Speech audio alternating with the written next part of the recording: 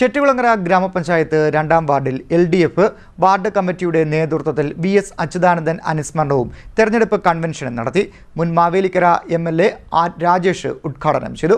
ചെട്ടികുളങ്ങര ഗ്രാമപഞ്ചായത്ത് 2-ാം വാർഡിൽ LDF ward കമ്മിറ്റിയുടെ നേതൃത്വത്തിൽ VS അച്യുതാനന്ദൻ അനുസ്മരണം, തെരഞ്ഞെടുപ്പ് കൺവെൻഷൻ എന്നിവ നടത്തി. മുൻ MLA R രാജേഷ് ഉദ്ഘാടനം നിർവഹിച്ചു. സഖാവ് VS കേരളത്തിന്റെ വളർച്ചയിൽ, കമ്മ്യൂണിസ്റ്റ് പാർട്ടിയുടെ വളർച്ചയിൽ അസാധാരണമായ പങ്ക് നിർവഹിച്ച സഖാവാണ്. 2025 ജൂലൈ മാസം 21-ാം തീയതിയാണ് സഖാവ് VS മരണമടയുന്നത്. ദേശീയ പ്രസ്ഥാനത്തിന്റെ ഭാഗമായും സ്വാതന്ത്ര്യ സമര പോരാട്ടത്തിന്റെ ഭാഗമായും കമ്മ്യൂണിസ്റ്റ് പാർട്ടിയുടെ ഭാഗമായും എല്ലാം സഖാവ് VS മാറി. അവിടെയാണ് പുന്നപ്രയിലെ വെടിവെപ്പുണ്ടാകുന്നത്. ആ വെടിവെപ്പിന്റെ ഭാഗമായി നിരവധി സഖാക്കൾ മരിച്ചു.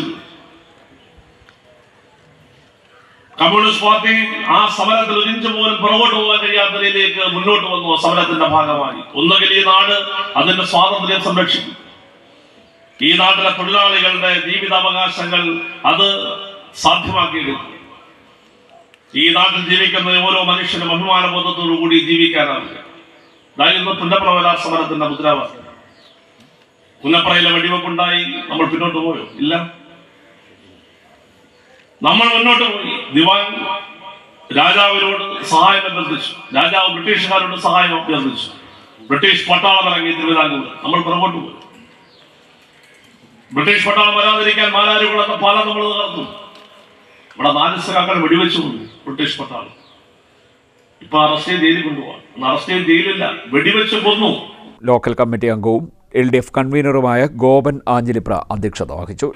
എനിക്ക് മുമ്പിലിരിക്കുന്ന ഒട്ടുമിക്ക ആളുകളും ചികിത്സ തേടി പോകുന്ന പാവപ്പെട്ടവന്റെ ചികിത്സാ സംവിധാനത്തിന്റെ അഭയ കേന്ദ്രമാണ് ഗവൺമെന്റ് ഹോസ്പിറ്റൽ.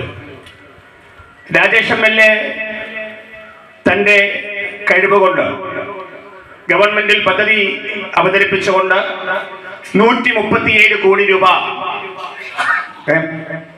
132 കോടി രൂപ അനുവദിക്കുകയും രാജേഷ് MLAയുടെ കാലഘട്ടത്തിൽ തന്നെ അതിന് കല്ലിട്ട് അതിന് പണികൾ ആരംഭിച്ചു.